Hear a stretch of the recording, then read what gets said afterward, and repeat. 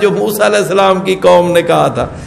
اللہ کے نبی کے ساتھ جو ساتھی تھے وہ ماشاءاللہ آپ کے فرما بردار، اطاعت گزار.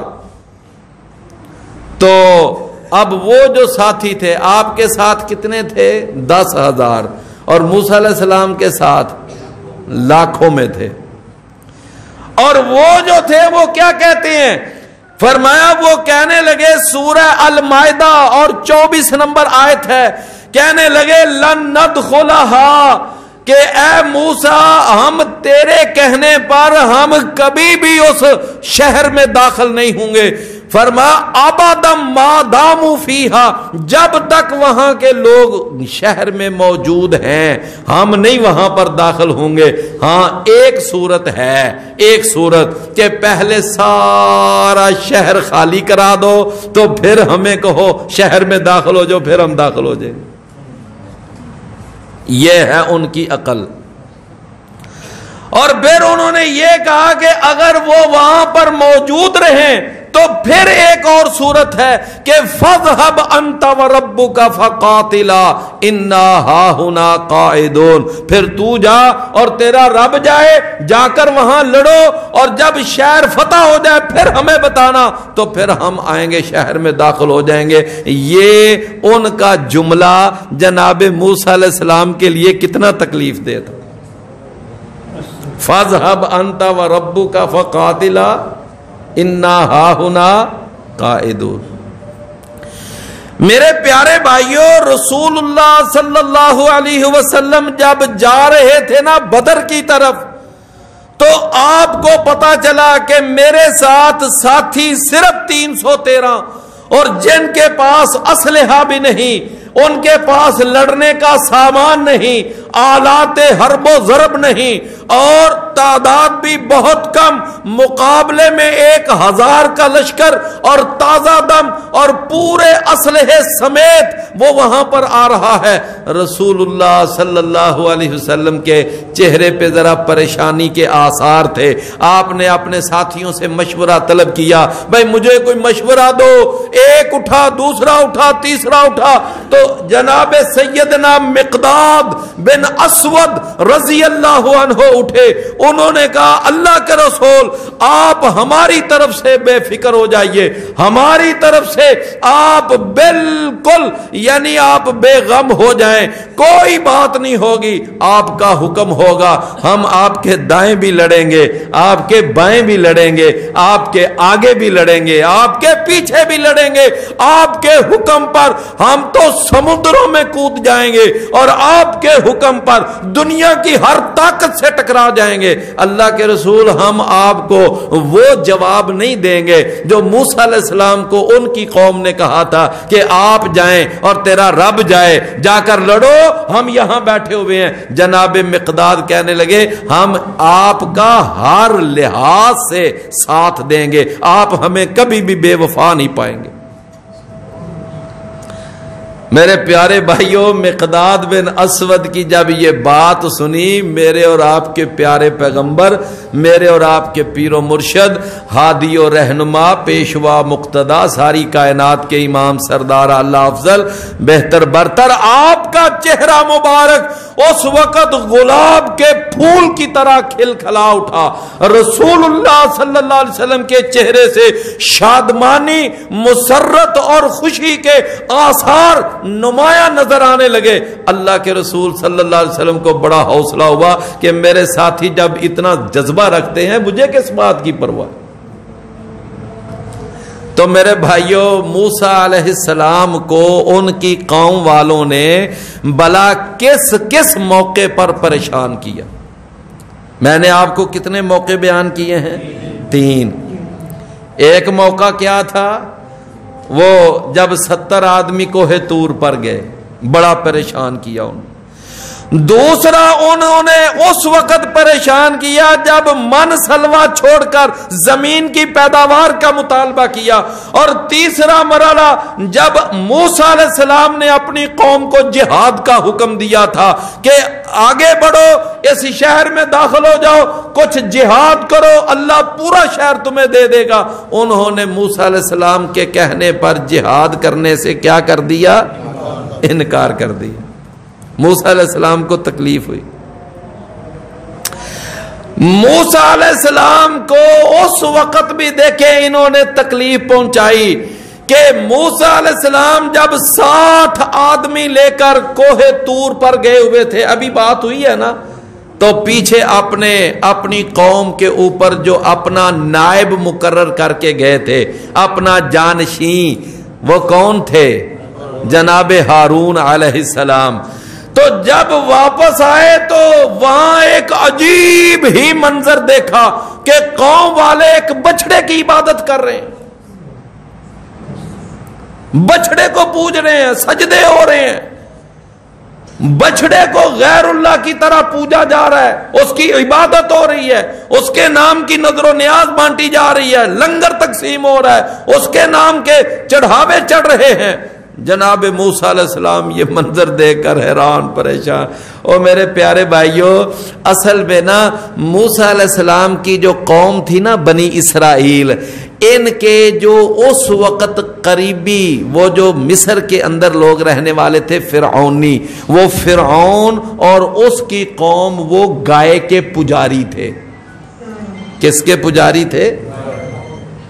جیسے ہندو نہیں, ہندو گائے کا پجاری ہے, تو جس طرح یہ گائے کے پجاری ہیں اس طرح وہ فرعونی جو تھے وہ بھی گائے کے پجاری تھے.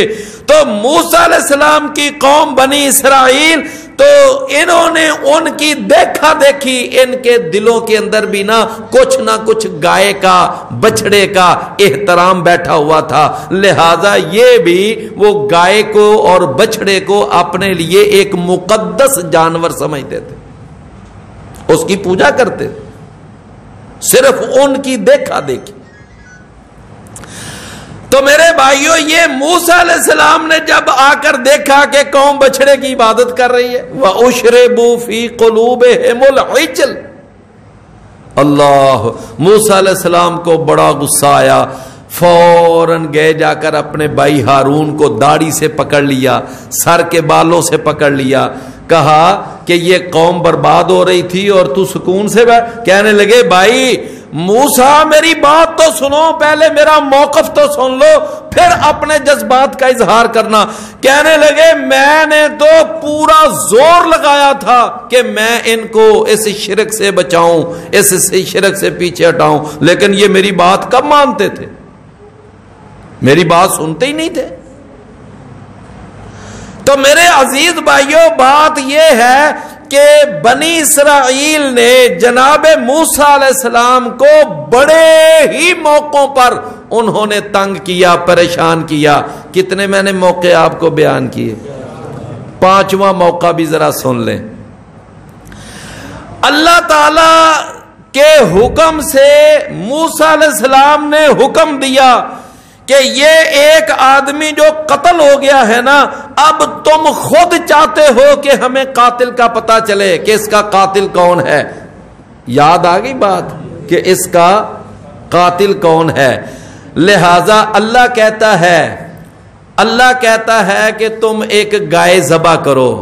بات پھر آ گئی نا کہ اللہ نے گائے ذبح کرنے کا کیوں حکم دیا. بھئی اللہ تعالیٰ نے اس موقع پر اونٹنی ذبح کرنے کا حکم نہیں دیا, کوئی بکری ذبح کرنے کا حکم نہیں دیا, کوئی بھیڑ ذبح کرنے کا حکم نہیں دیا. اللہ نے حکم دیا کہ ان اللہ یأمرکم ان تذبحوا بقرہ, کہ تم ایک گائے ذبح کرو. اصل مقصد پیچھے یہ تھا کہ ان بنی اسرائیل کے ذہنوں سے اس گائے کا تقدس ختم کیا جائے, اس گائے کی پوجا کا تصور ختم کیا جائے. جب اپنے ہاتھوں یہ گائے کے یہ گلے پر چھری پھیریں گے تو ہو سکتا ہے بات ان کی سمجھ میں آ جائے کہ اگر یہ ہمارا معبود ہوتا تو ہمارے ہاتھوں ذبح ہوتا, اگر یہ ہمارا معبود ہوتا تو ہمارے ہاتھوں ذبح تو نہ ہوتا. اور میرے پیارے بھائیوں, کئی ایسے بے وقوف ہیں کہ اپنی میت کو اپنے ہاتھوں سے باقاعدہ نہلاتے بھی ہیں, کفن بھی پہناتے ہیں, کندھوں پہ بھی اٹھاتے ہیں، جنازہ بھی خود پڑھتے ہیں، دعائیں بھی کرتے ہیں، اللہم اغفر لحینا و میتنا و شاہدنا و غائبنا، پھر خود 3-4 بندے اتر کر اس کو یعنی کہ قبر کے اندر اتارتے ہیں، پھر آگے 3 بک مٹی اس پہ ڈالتے ہیں، اور پھر کسیوں کے ساتھ مٹی اس کے اندر گڑے میں ڈالی جاتی ہے، قبر بنا دی جاتی ہے۔ اب اس کے اوپر پھر بعد میں مزار بنائے جاتے ہیں، عمارتیں بنائی جاتی ہیں، سنگ مرمر لگایا جاتا ہے، اور یہ سارا کچھ وہاں مجاور بن کر بیٹھ جاتے ہیں، دیے جلائے جاتے ہیں، اور وہاں یہ سارا سلسلہ کرنے کے بعد اب کہتے ہیں یہ ہمارا مشکل کشا ہے، یہ ہمارا حاجت روا ہے، یہ ہمارا مختار کل ہے، یہ ہمارا کرنی برنی والا ہے، یہ ہمارے نفع نقصان کا مالک ہے، عزت ذلت کا مالک ہے، اولاد ہمیں یہ دیتا ہے، ہماری گود ہری یہ کرتا ہے، ڈوبے ہوئے بیڑے کنارے بھی یہ لگاتا ہے، ہماری ساری مشکلوں کو حل کرنے والا یہ حضرت ہیں، یہ سرکار ہیں۔ اور میرے پیارے بھائیو، اپنے ہاتھوں سے تم نے اس کو نہلا کر زمین میں اتارا، جو اپنی کروٹ نہیں بدل سکتا تھا، ناک پہ بیٹھی مکھی نہیں اڑا سکتا تھا، اپنی ٹانگ سیدھی نہیں کر سکتا تھا، بازو ساتھ نہیں ملا سکتا تھا، اور اس وقت تو تم نے خود اس کے یہ سارے کام کیے۔ اب مر گیا، زمین میں چلا گیا، وہ تمہارا حاجت روا بن گیا، تمہارا مشکل کشا بن گیا۔ اللہ تعالیٰ نے بنی اسرائیل کو یہی بات سمجھانا چاہی۔ بات سمجھ آ رہی ہے نا، کہ جب میں ان کو، حالانکہ مسئلہ قاتل کا نمایاں کرنا تو کوئی ایشو نہیں تھا، اللہ ویسے ہی اپنے نبی کو بتا سکتا تھا کہ اس مقتول کا فلاں قاتل ہے، اللہ ویسے بھی تو بتا سکتا تھا، نہیں، اللہ نے باقاعدہ ایک طریقہ اختیار کیا کہ ان کو میں کہتا ہوں کہ تم ایک گائے ذبح کرو، جب گائے ذبح کریں گے تو ان کو بات سمجھ آ جائے گی کہ یہ ہمارا معبود نہیں ہے۔ سمجھ آئی نا؟ اچھا، اب وہ چونکہ ذبح کرنا نہیں چاہتے تھے، لہذا ٹال مٹول، لیت و لعل، چونکہ چنانچہ، اچھا جی وہ گائے کس طرح کی ہو، جوان ہو، بوڑھی ہو، اس کا رنگ کیسا ہو، کئی قسم کے سوالات، لیکن پیچھے کیا ہے؟ من حرامی تے حجتاں ٹیر۔ اب چونکہ وہ گائے ذبح نہیں کرنا چاہتے تھے، لہذا اس طرح کی وہ باتیں کر رہے تھے، بالآخر انہیں اللہ کا یہ حکم ماننا پڑا۔ کیوں؟ اس لیے کہ بنی اسرائیل کے اندر ایک بہت بڑی جنگ چھڑ جانی تھی، اگر اس مقتول کے قاتل کا پتہ نہ چلتا، ایک بہت بڑی جنگ کھڑی ہو جانی تھی، لہذا اب ان کی ضرورت بن گئی کہ گائے ذبح کرنی ہی پڑی۔ جب گائے ذبح کر دی تو اللہ نے کہا کہ اس گائے کا ایک حصہ، کوئی بھی حصہ اس مقتول کو لگاؤ، وہ مقتول زندہ ہوگا اور وہ تمہیں خود اپنے قاتل کا نام بتا دے گا کہ مجھے قتل کس نے کیا، اور اس کا اپنا سگا بھتیجا قاتل تھا، اور وہی سب سے زیادہ رو رہا تھا، شور مچا رہا تھا۔ اس کا اپنا سگا بھتیجا مقتول کا وہ کیا تھا؟ قاتل۔ اچھا، اب اس وقت جناب موسیٰ علیہ السلام کو یہ ایک 5واں موقع تھا کہ جب موسیٰ علیہ السلام کو بڑی ان کی طرف سے تکلیف ہوئی کہ میں جب اللہ کے حکم سے کہہ رہا ہوں گائے ذبح کرو، یہ میری بات ہی نہیں مان رہے، یہ میری بات ہی نہیں مان رہے۔ اللہ اکبر، اللہ اکبر۔ میرے بھائیوں، ایک چھٹا موقع بھی ذرا سن لیں۔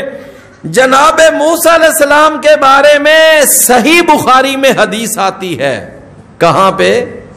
صحیح بخاری۔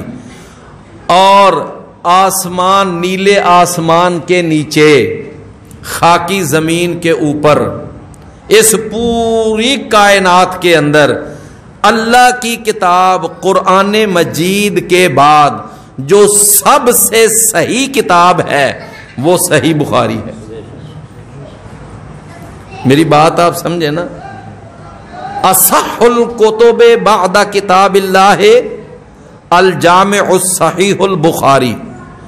اللہ کی کتاب کے بعد ساری کائنات میں آپ کو سب سے زیادہ جو صحیح اور سب سے زیادہ اتھینٹک اور سب سے زیادہ مستند کتاب آپ کو ملے گی وہ کون سی ہے؟ صحیح بخاری. اور صحیح بخاری کے بعد تیسرا نمبر مسلم شریف کا. تو صحیح بخاری میں یہ واقعہ آتا ہے، رسول اللہ صلی اللہ علیہ وسلم نے فرمایا کہ موسیٰ علیہ السلام بڑے ہی باحیا تھے، بڑے ہی شرمیلے، بڑے ہی باحیا، بڑے ہی شرمیلے. یہاں تک کہ موسیٰ علیہ السلام نا کبھی بھی بیٹھے بیٹھے یا چلتے پھرتے اپنے جسم کا کوئی حصہ ننگا نہیں ہونے دیتے تھے. سمجھ آئی نا؟ بعض لوگوں کو ہوتا ہے نا پتہ ہی نہیں.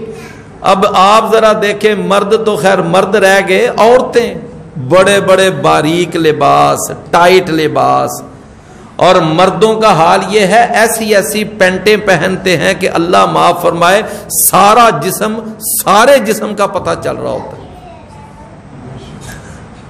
موسیٰ علیہ السلام بڑے شرم والے، بڑے حیا والے.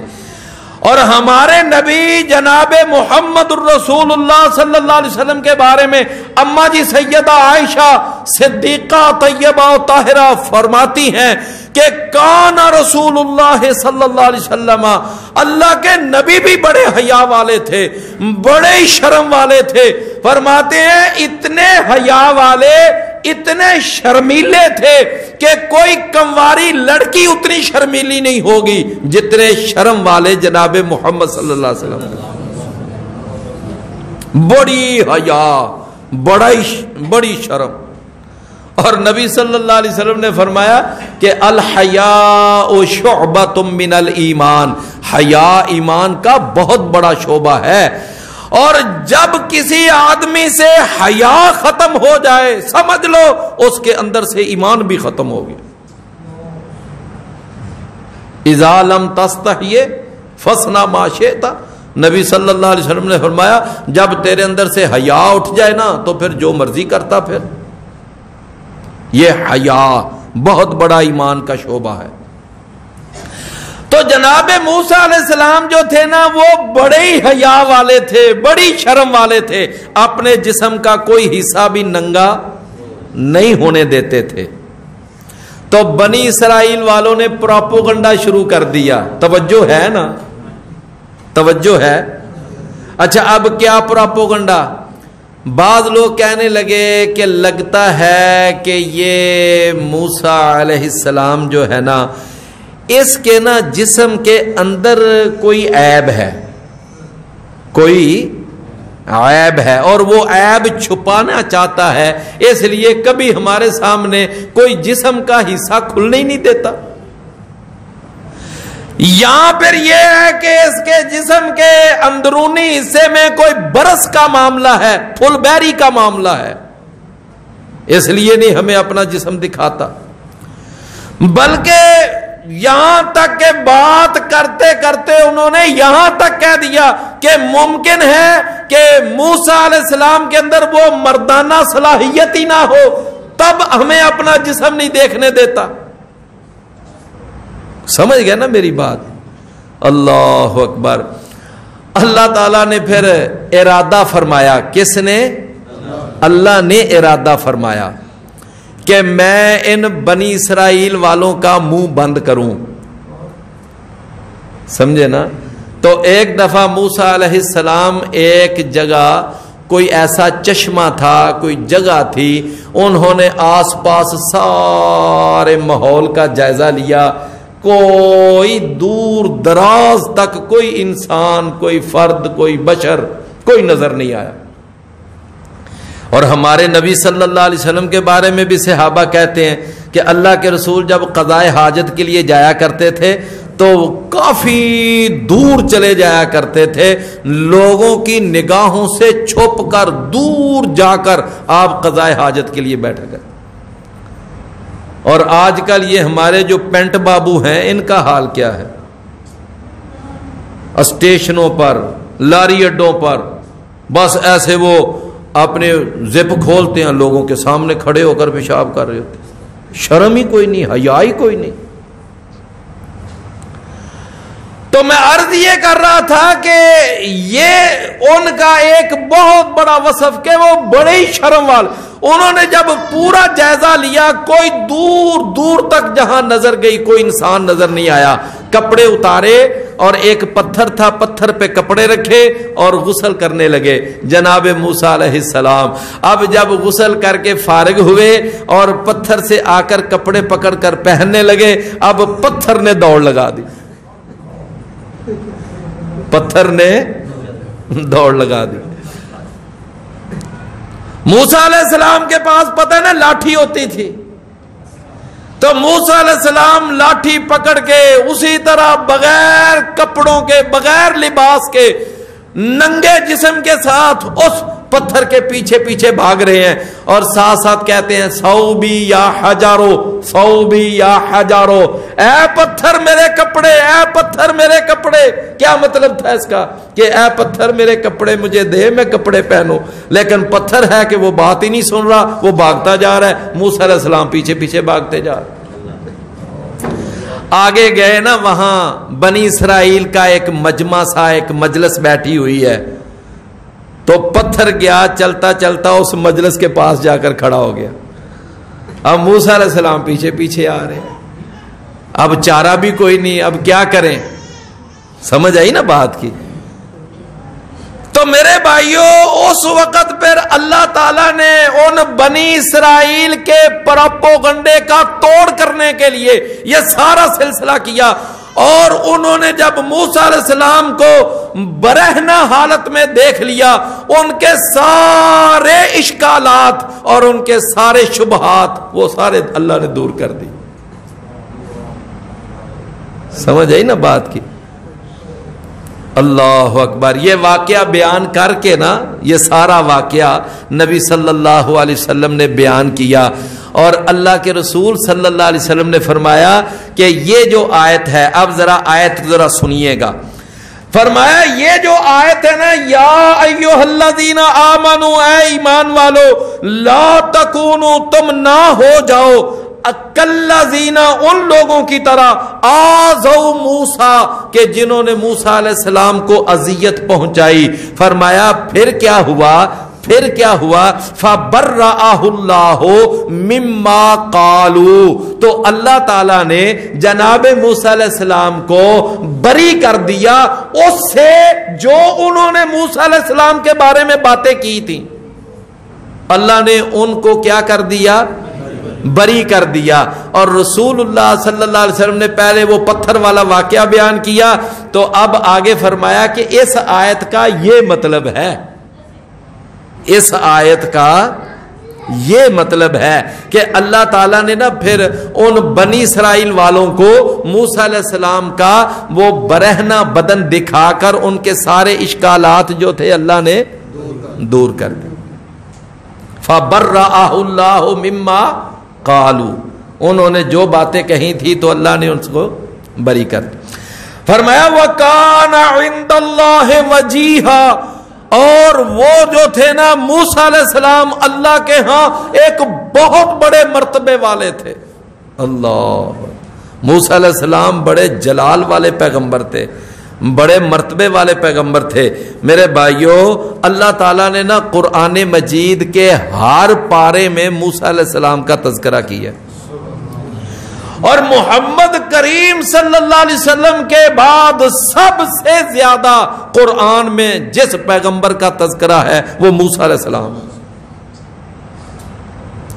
اور موسیٰ علیہ السلام کو یہ اعزاز حاصل ہے کہ اس زمین کے اوپر اگر کوئی انسان ہے جس نے اللہ سے ڈائریکٹ بات کی ہے تو وہ صرف موسیٰ علیہ السلام۔ ہمارے نبی کریم صلی اللہ علیہ وسلم کو بھی یہ اعزاز نہیں ملا، نبی صلی اللہ علیہ وسلم سے اللہ کی ڈائریکٹ بات ہوئی ہے، لیکن کہاں؟ سدرۃ المنتہا کے پاس، وہاں پر بات ہوئی ہے، زمین پر نہیں ہوئی۔ وہ جو قرآن میں آتا ہے نا فَأَوْحَى إِلَىٰ عَبْدِهِ مَا أَوْحَى، اس آیت کا یہ مطلب ہے۔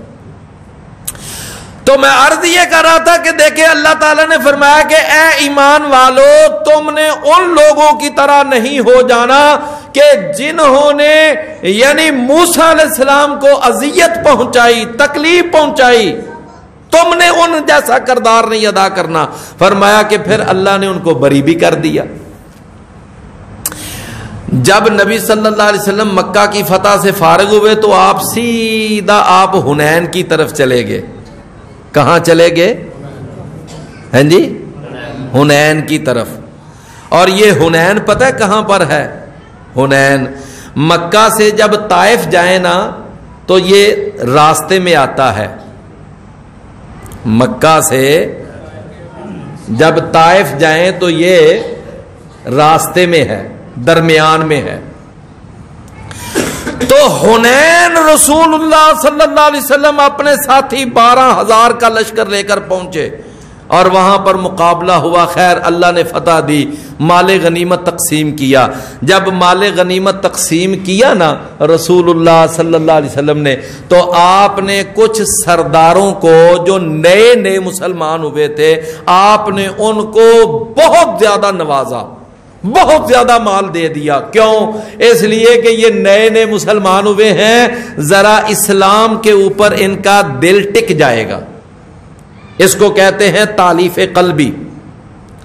آپ نے تالیف قلبی کے لیے ان کو بہت زیادہ مال دیا، یعنی اتنا مال نئے نئے جو مسلمان ہونے والے اپنے قبیلوں کے سردار تھے ان کو۔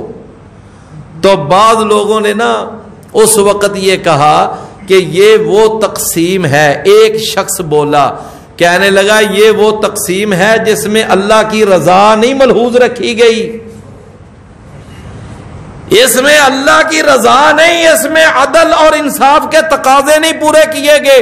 رسول اللہ صلی اللہ علیہ وسلم تک ایک صحابی عبداللہ بن مسعود رضی اللہ عنہ نے یہ بات پہنچا دی، اللہ کے رسول فلاں جگہ پر نہ ایک شخص یہ بات کہہ رہا تھا کہ آج محمد صلی اللہ علیہ وسلم نے جو اتنا نوازا ہے نا نئے نئے مسلمان ہونے والے سرداروں کو، تو نبی صلی اللہ علیہ وسلم نے اللہ کی رضا کو سامنے نہیں رکھا، ان کو خوش کرنا چاہے۔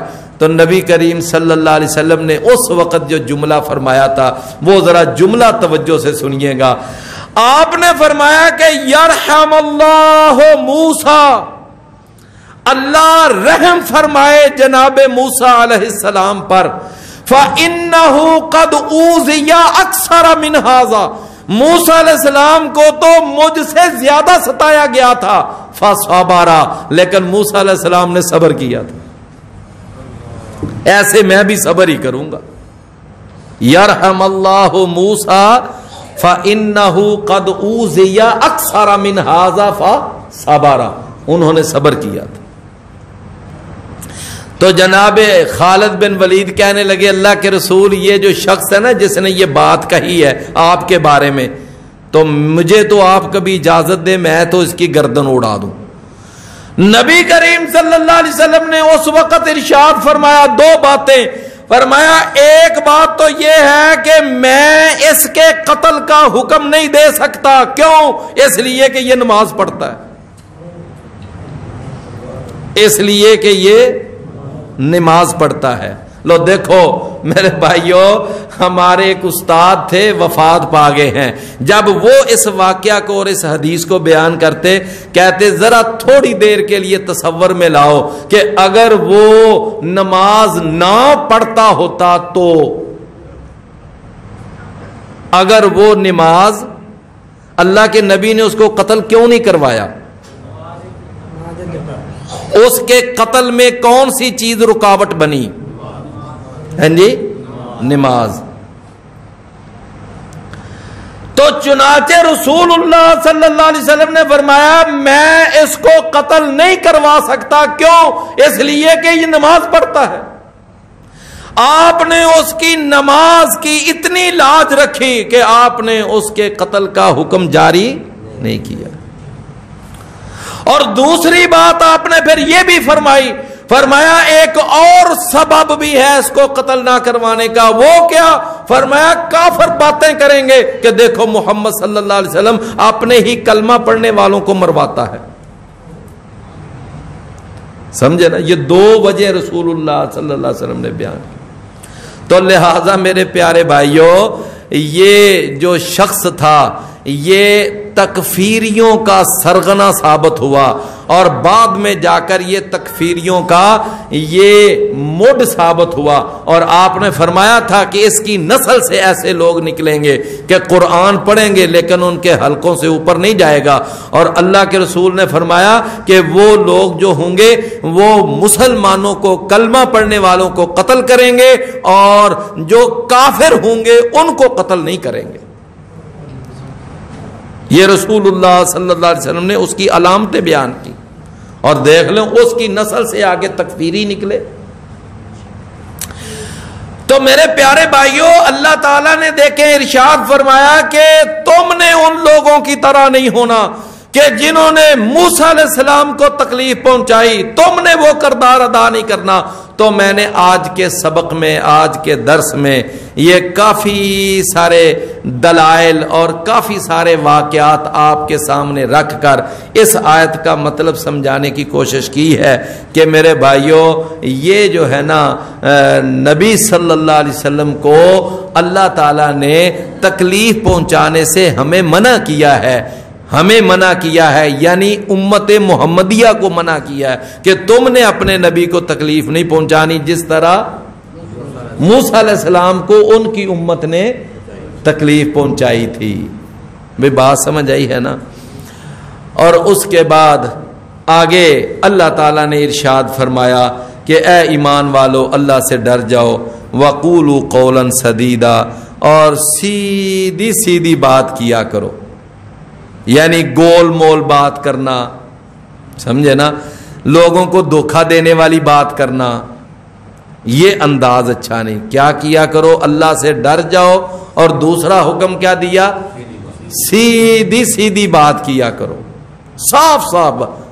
کیا مطلب کہ سچی بات کیا کرو, جھوٹی بات نہ کیا کرو.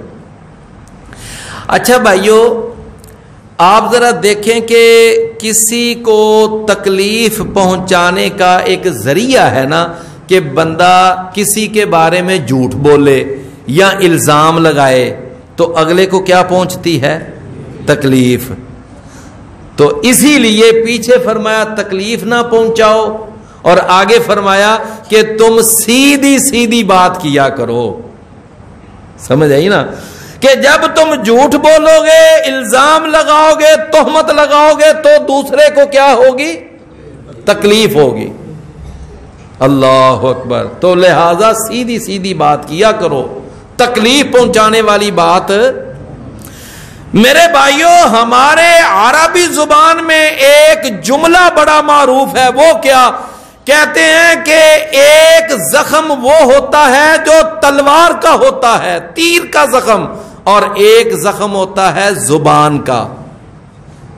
جرح اللسان اشد من جرح السہام, کہ تیر کے زخم سے زیادہ جو سخت زخم ہوتا ہے وہ کس کا ہوتا ہے, زبان کا زخم.